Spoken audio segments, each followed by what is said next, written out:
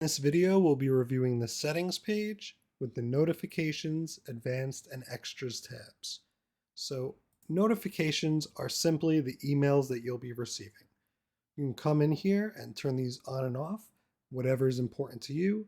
Obviously, if you're not offering subscriptions, subscription emails would be of no use to you. Most people like to receive notices of new orders, new subscriptions, and canceled subscriptions. Also, the ready to print email is very helpful.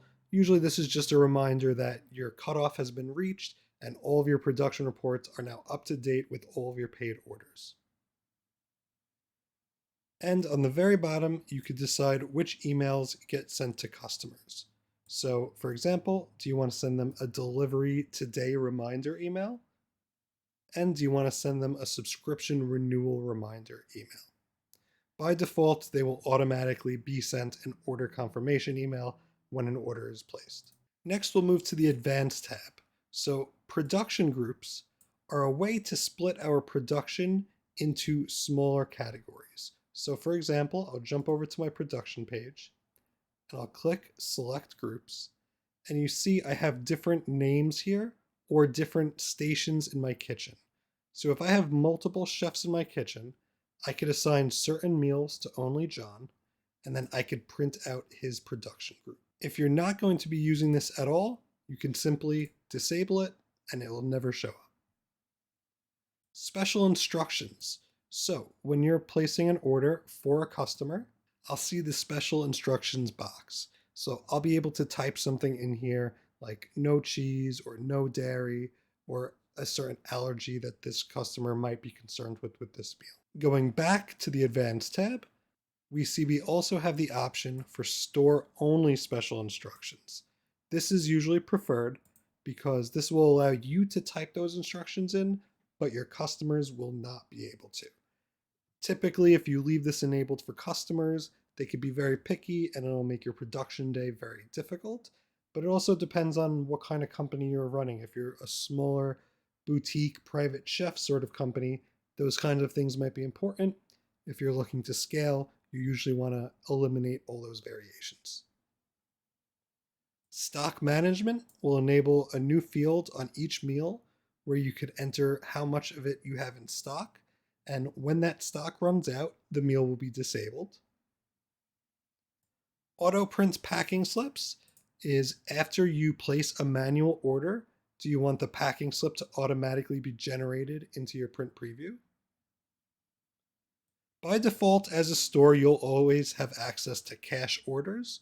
This will give you the option to give cash orders to customers. The no balance on cash orders option would mean if you enter a cash order, there's no balance on it, meaning you collected payment at the time. On your orders page, there won't be any notifications telling you that you need to collect money. So this is usually best kept off. Item expiration adds a new field to each item on how long the shelf life is. Gratuity is for your checkout page, whether or not you want to allow tipping. Cooler bag deposits. So if you deliver your meals in a cooler bag and there's some sort of down payment or deposit, you can enable this during checkout. You can make it optional or mandatory. You can make it show on only delivery or on pickups as well.